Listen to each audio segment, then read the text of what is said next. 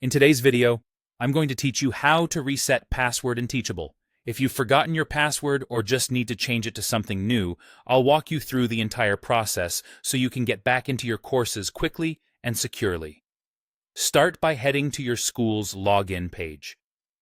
Each Teachable school has its own unique address, typically in the format yourschoolname.teachable.com.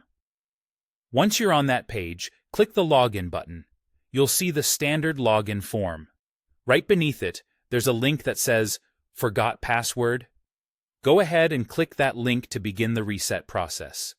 Next, you'll be asked for the email address associated with your Teachable account.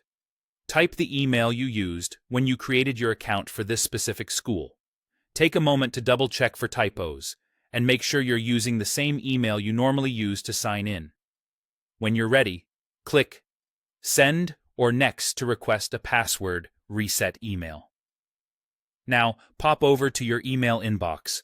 You should receive a message from Teachable with a button or link that says something like, Change my password. If it doesn't arrive right away, give it a minute or two, then check your spam or junk folders.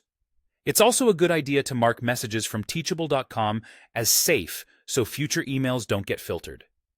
If you requested multiple reset emails, use the most recent one to avoid clicking an expired link. Open the password reset email and click the Change My Password button or link. That will take you to a secure page where you can create a new password for your account.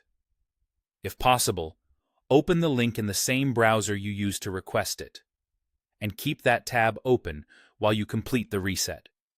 On the reset page, enter your new password and confirm it. Teachable requires at least 6 characters, but choosing something longer and unique is a smart move.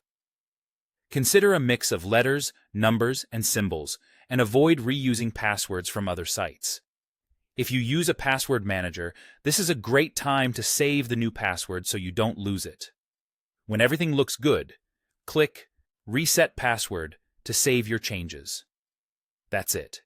You can now log back in with your new password and continue with your courses.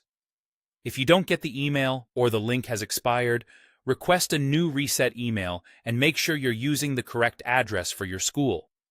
And if you still need help, reach out to your school's support team for assistance.